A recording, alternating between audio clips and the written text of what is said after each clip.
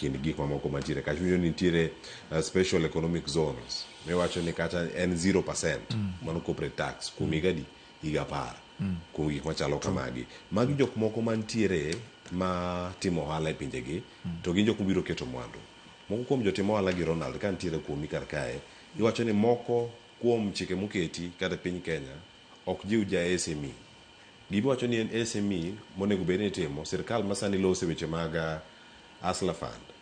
Ni mae pesa moda miyi ka mondo mi chak go ohala, omi siling 2,500, ichame orumo, kata ikete kumoro to lalni, iwacho ni okunywa pi, okunywa maji, odhi olal, kendo kama gintiere kar kae. Ere kaka inyalo ket lwasi ni obed makare bende ne small businesses, kata kirango ni incentives ka imiyo jok madongo, SME support bende ka nitiere moko we oko, mar mondo mi one ni ng'acha neno sense mar chulo osuru, kata kokawo thuolo mar higni 7 okawo setup ohande, kata ka en profit mokwongo, wach ni profit mari mokwongo maromo $1 million gi wiye, mondo mi ne kata ka inyalo rate mare mokwongo ni kata nono kama gintiere. Erokamano kendo Cleo.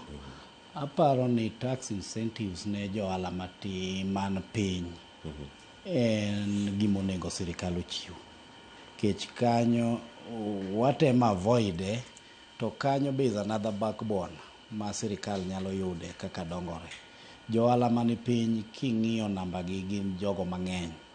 Kata kawuono ka wawuok ni wachopo chiro mbero kacha.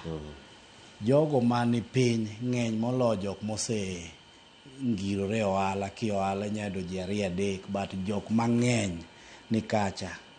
To koro sirikal emonego many thuolo ma orogo joge gi be odhi opuonj johala man piny kaka omi pesani.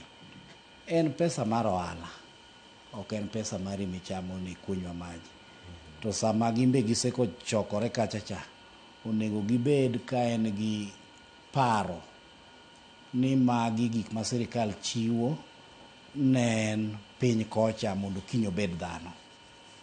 Gigi duto en mana ng'iyo ni to jo Kenya kiny gichopo kanye, gibedo somebody ma bi nyalo ne society ma chieng' moro kata piny wacho ni asetimo ang'owa, ang'iyo kaka joga odongo ma wachopo gi ka wagolo gi levels mane gintiere, ma bang' higa achiel waketo ji jo small emis kata malo 30 odhi medium sized.